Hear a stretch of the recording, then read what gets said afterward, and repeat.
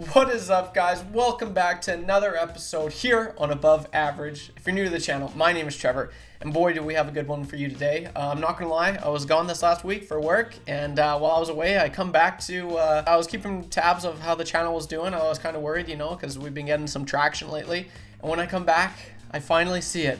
The big 1,000 subscribers. Holy crap. In a matter of 1 month, we were able to do that, guys. Well, I just want to show you some of the the growth of the channel through the last month. As you'll see on the left there, that's kind of what the channel was doing for a long time. And just this last month, guys, over 50,000 views. Like, that is sick. That is so cool. And it's all because of you guys. So really, I just wanted to say thank you. Like, that's sick as balls, guys. Let's keep it up. And I'm sorry I was gone for a week there. I just had to, work duty calls sometimes. Got a lot of content coming to this next week. The World Juniors is starting up, and that's pretty well what we're going to be talking about today. And so it's going to be a good one. But yeah, I just want to tee up some other videos. Obviously, I've been working on this one for a while now, and I'm sorry I still haven't finished it. But the Leon Draisaitl video will be out this week sometime.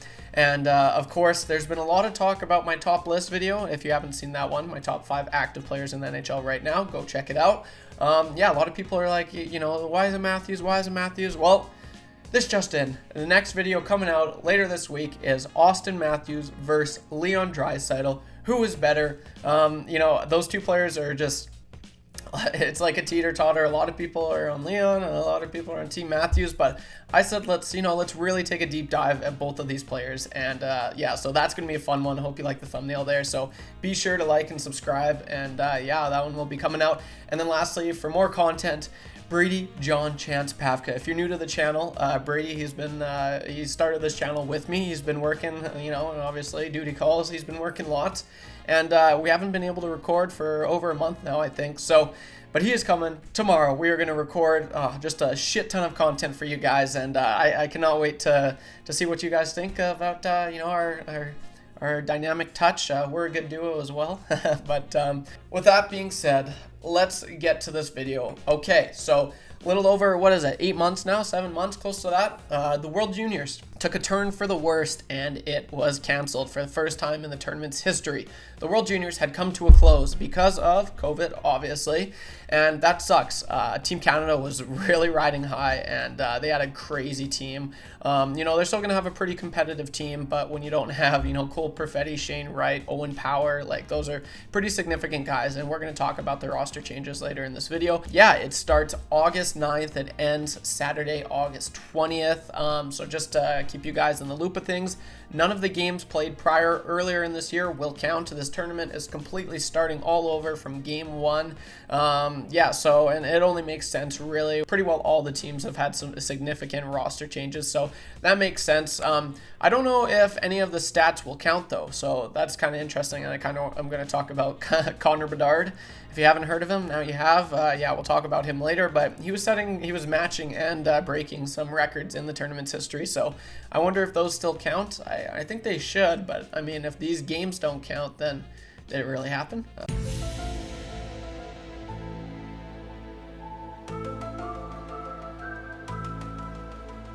I don't know. Anyway, just looking at the schedule here, Canada's first game will be on the 10th, playing against Latvia. Kind of a little warm-up, the boys are going to be buzzing, probably. But not a real competitive team in Latvia, but hey, it still is hockey, and I'm still definitely going to watch, and as should you. Latvia, like all countries, have really starting to grow, and it's pretty cool. It's pretty fun to see. They then play the following day against Slovaks. That'll be a good one. Then they play against Czechia on the 13th. Then on the 15th, Canada finally plays a pretty good contender in Finland, which for sure will be a good one. Don't sleep on the Finns, man. They've had some really good years actually as of late. They're one of the, I think in the last 7 years, I think they've won as many golds, or if not, they've won the most amount of golds, actually. I'll have to fact check that, and then I'll edit it and put it on this video so you can see. But yeah, the Finns, man, don't sleep on the Finns. Yeah, I'm sure they're going to be a pretty good team. They're always up there for sure. Yeah, and then the rest of the schedule will be determined on a later date. So now, as for the roster, the goalies are the exact same, which is pretty good. Honestly, I'm not going to lie, I wasn't not too knowledgeable on the goalies with Dylan Garand. I don't even know if I'm saying that right.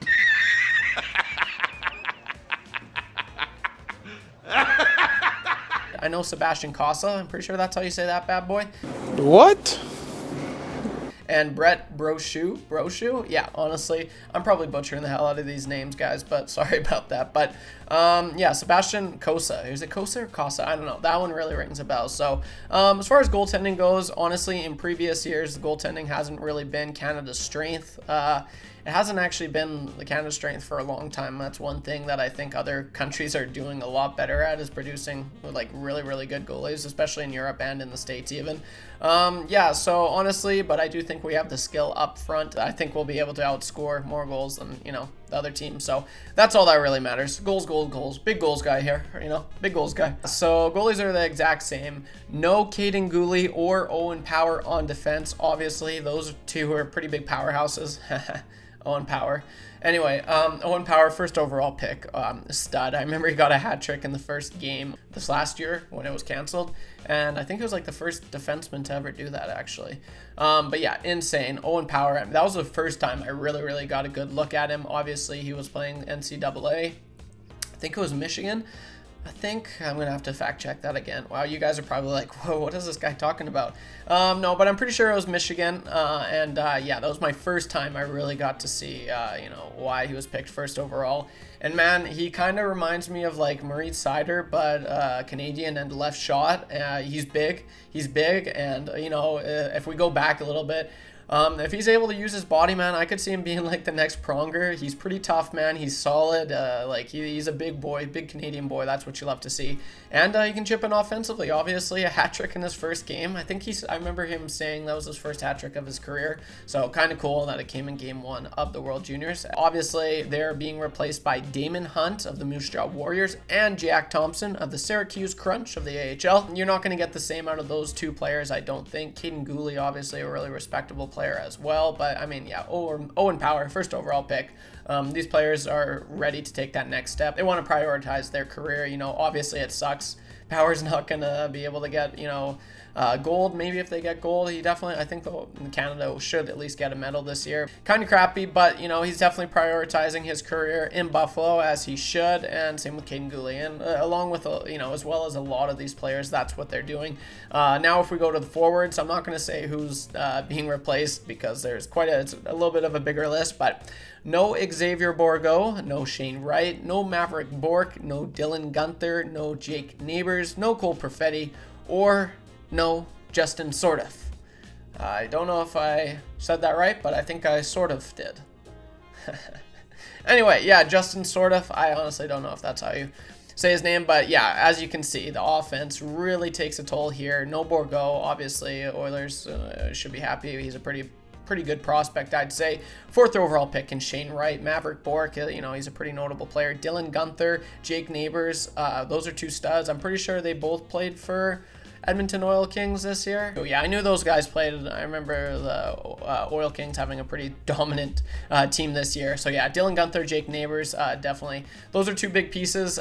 Cole Perfetti, obviously, he's taken his talent to the Winnipeg Jets, where, yeah, good luck, Cole. But no, honestly, that's a lot of, like, this team was stacked, man. Just looking at some of the players that aren't, you know, on their roster right now, you're taking out big pieces of the puzzle for sure. But the one player Team Canada still does have is Connor Bedard. Yes, Connor Bedard, what a stud. Honestly, this guy will be the next player to dethrone Connor McDavid as the world's best hockey player. Just the numbers he's been able to put up. I've been following this guy's like since he's been a pretty prominent player, like first exceptional status player in the WHL's history, just at like 15, which is crazy. I remember right at 2020 is when I really started hearing Connor Bedard, and just looking at some of his just tearing up the league wherever he was playing in BC somewhere, and just unreal. This guy's got everything. The only thing Connor really has on him, like McDavid is his speed. But what you need to know, Connor Bedard was a freak out there. I remember watching game 1 and 2. It was insane. Even though he was and will be the youngest on the team, like this year as well, you could not tell whatsoever. He had more points than Shane Wright, which was this year's projected first overall pick. Obviously, we all know how that went. But yeah, Connor Bedard, he scored 4 goals against Austria and became the youngest player to ever score 4 goals in one game, and that's in the entire tournament's history. That That is actually just insane. Like no one's done that before at his age. Like that's crazy, man. It was against Austria, you know, take it or leave it. It wasn't like it was against the States, Russia, or yeah, the States, Russia, Finland, or Sweden. But I mean, Austria, I feel like they still got a decent team, right? So the fact that he was able to put up 4 goals, like that's insane, man. He was matching some of Gretzky's records. He became the first 16-year-old to score a hat trick at the World Juniors since 1977. That is insane. Not even Crosby or McDavid did that, which is that is so only him, Connor Bedard, and Wayne Gretzky. That is it. So pretty elite company there, man. Like that's crazy, honestly. So that'll be super fun to watch him. I honestly cannot wait. The one player I will say that it is very surprising. I am very surprised that he is playing for Team Canada. Mason McTavish, man. This guy looked like a stud. I'll show some of his highlights here. Yeah, he fit in really well.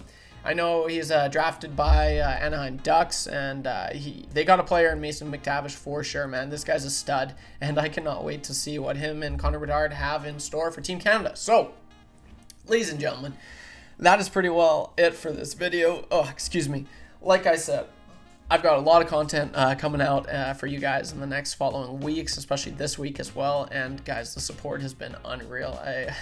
I talked about it at the beginning, but really it means the world. So if we can keep it up, I promise I will keep, you know, doing these videos for you guys. That is sick. As always, if you're new to the channel, please feel free to leave a like and subscribe, and we will see you in the next one.